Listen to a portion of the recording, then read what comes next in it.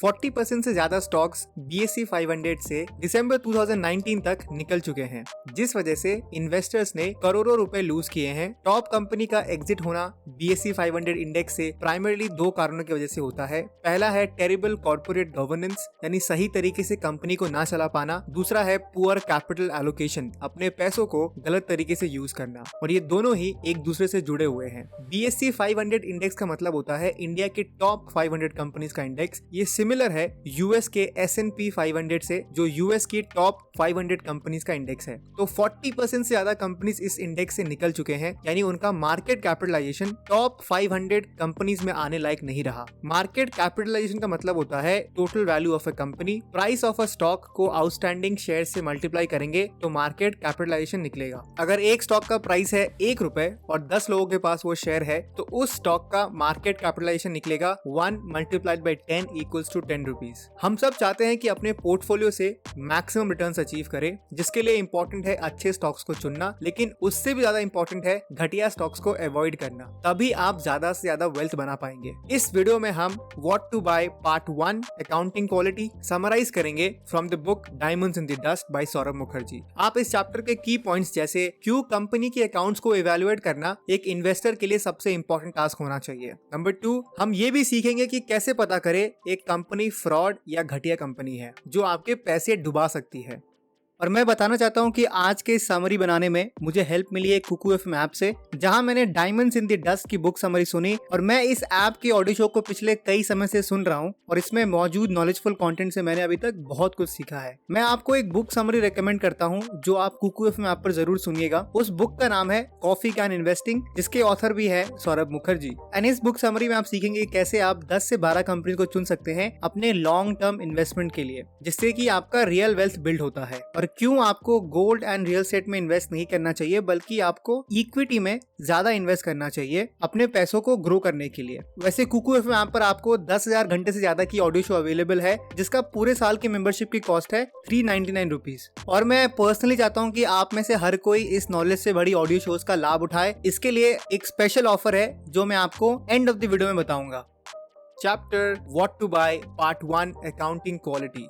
2008 तक सत्यम computer service limited को माना जाता था इंडिया का टॉप IT कंपनी, और इसे Infosys, TCS, Wipro and HCL के लिस्ट में ऐड किया जाता था। फाइनेंशियल ईयर 2003 से फाइनेंशियल ईयर 2008 तक सत्यम का रेवेन्यू 31% से बढ़ा है। इनका नेट प्रॉफिट का भी CAGR ऑलमोस्ट 34% था। तभी जनवरी 2009 में जो प्रमोटर एंड चेयरमैन है सत्यम कंप्यूटर सर्विसेज लिमिटेड के, उन्होंने एक लेटर लिखा जिसमें ये मेंशन किया उन्होंने कंपनी की फाइनेंशियल रिजल्ट्स के साथ छेड़छाड़ किया है, जिसमें ज्यादा प्रॉफिट दिखाना, अपने लोन्स को कम दिखाना, फर्जी बिल्स बनाना जो रियल में एग्जिस्ट करते ही नहीं है, ऐसे फ्रॉड किए थे। उन्होंने 30 सितंबर 2008 को अपना कैश एंड बैंक बैलेंस दिखाया था 5,361 करोड़ रुपए, लेकिन एक्चुअल में उनके कंपनी के पास सिर्फ 321 करोड़ रुपए थे, यानी 94% कम। बहुत सारे इन्वेस्टिगेटिव एजेंसीज के रिसर्च में पता लगा राजू कंपनी के कैश से डिफरेंट लैंड एंड प्रॉपर्टीज खरीदते थे अपने पर्सनल नाम पे। इवन उन्होंने फेक एम्प्लॉइज का डेटा शीट क्रिएट किया, जिसे उन्होंने रिपोर्ट किया कि उन्होंने सैलरीज दिया है उन्हें, लेकिन रियलिटी में वो एम्प्लॉइज एग्जिस्ट ही नहीं करते हैं। जब ये इम्पॉसिबल हो गया था अपने अकाउंट्स को मैनेज करना, क्योंकि actual cash balance and reported cash balance का डिफरेंस बहुत बढ़ गया था, तब उन्होंने अपने 2 फैमिली ओन्ड बिजनेसेस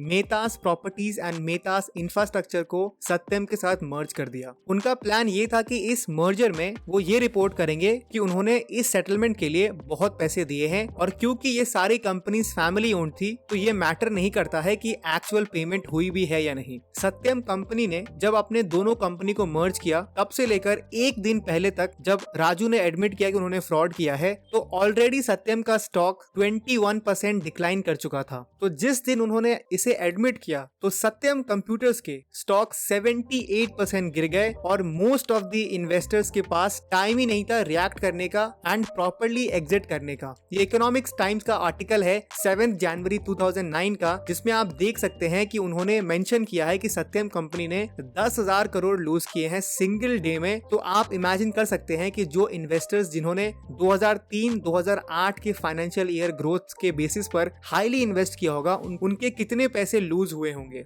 आपको कैसे पता कि आपने जिस कंपनी में अपने सारे पैसे इन्वेस्ट किया है अभी वो ऐसा नहीं कर रही है। इसीलिए मार्सेलस इन्वेस्टमेंट फिलॉसफी का पहला पिलर है क्लीन अकाउंट्स का।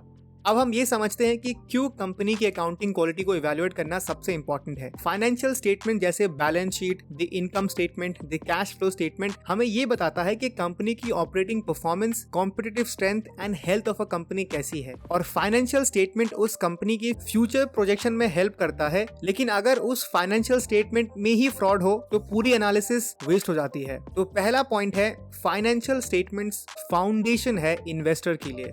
दूसरा पॉइंट है कि क्यों कंपनी की अकाउंटिंग क्वालिटी को मेजर करना चाहिए, वो है most of the listed companies give terrible returns to investors. यानी ज्यादातर लिस्टेड कंपनीज बहुत ही बेकार रिटर्न्स देती है अपने इन्वेस्टर को। BSE 500 यानी इंडिया के टॉप 500 कंपनीज दिसंबर 2009 से दिसंबर 2019 तक 40% कंपनीज इस इंडेक्स से बाहर हो चुकी है क्योंकि वो अच्छा परफॉर्म नहीं कर पाई। यानी 500 कंपनीज में से सिर्फ 267 कंपनीज ही थी जो इन 10 साल तक सर्वाइव कर पाई। और जैसा कि आप इस चार्ट में देख सकते हैं कि उन 267 कंपनीज में से सिर्फ 18% कंपनीज है जिन्होंने 15% से ज्यादा का रिटर्न्स दिया है। 31% कंपनीज है जिन्होंने 0 से 15% तक का रिटर्न दिया है और 51% कंपनीज नेगेटिव रिटर्न्स दिया है।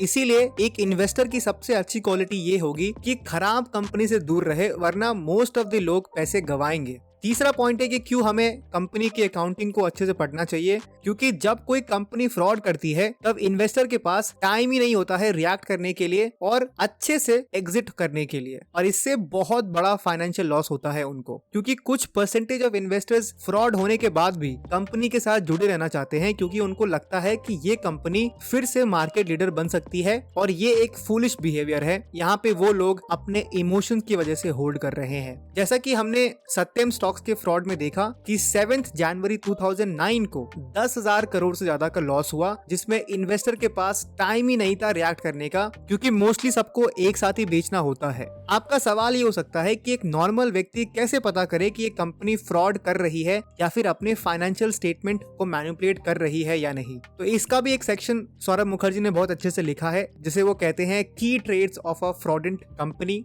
/ मैनेजमेंट। यानी वो कौन से बिहेवियर्स हैं जिसे एज अ इन्वेस्टर आपको समझना चाहिए। कुछ कॉमन ट्रेड्स हैं जो इस बुक में बताया गया है, जैसे कि आप इस टेबल में देख सकते हैं। Number 1, profit and loss statement different लगता है एंड कुछ ज्यादा ही अच्छा दिखता है कंपेयर करे उसके balance sheet and cash flow statement से। सबसे कॉमन टूल है जिससे फ्रॉड कंपनीज मिस रिप्रेजेंट करती है वो है P&L स्टेटमेंट, क्योंकि ये थोड़ा इजी है मैनिपुलेट करना, जैसे revenue, operating profits. Research analyst and investor का ऑब्सेशन रहता है सिर्फ अर्निंग से कि कंपनी कितना पैसे कमा रही है, ना कि क्वालिटी ऑफ अर्निंग से, जिसमें एक्चुअल में वो कंपनी पैसे कमा कहां से रही है इसे वो थोड़ा इग्नोर करते हैं। दूसरा की ट्रेड है फ्रॉडेंट कंपनी का प्रमोटर का लिस्टेड कंपनी के अलावा दूसरे सिमिलर बिजनेसेस में इन्वॉल्व होना, या फिर अपने लिस्टेड कंपनी के पैसे से दूसरे बिजनेसेस में हेविली इन्वेस्ट करना, और इन सब में सबसे इंपॉर्टेंट प्रमोटर का खुद का शेयरिंग कंसिस्टेंटली कम होते रहना। ये बिहेवियर भी एक फ्रॉडेंट बिहेवियर हो सकता है एक कंपनी का।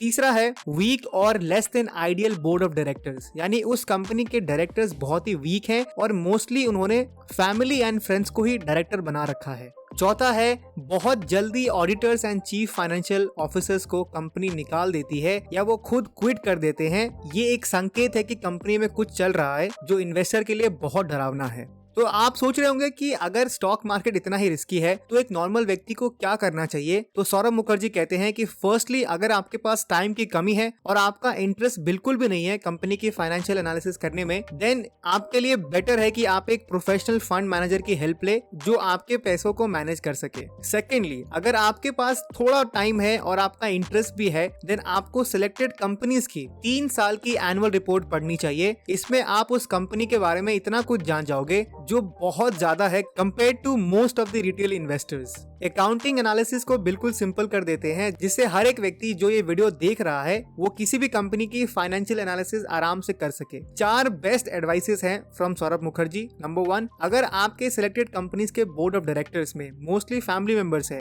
या फ्रेंड्स है तो तुरंत ही आपको उस कंपनी के सामने क्रॉस लगाना है। दूसरा, कैश फ्लो स्टेटमेंट में आपको 2 चीजों पर फोकस करनी पड़ेगी। Number 1, cash flow from operations यानी CFO and cash flow from investments यानी CFI। ये बात ध्यान रखिए कि कैश फ्लो फ्रॉम ऑपरेशंस हमेशा पॉजिटिव होना चाहिए, क्योंकि इसका मतलब है कि कंपनी पैसे कमा रही है अपने प्रोडक्ट को बेचकर।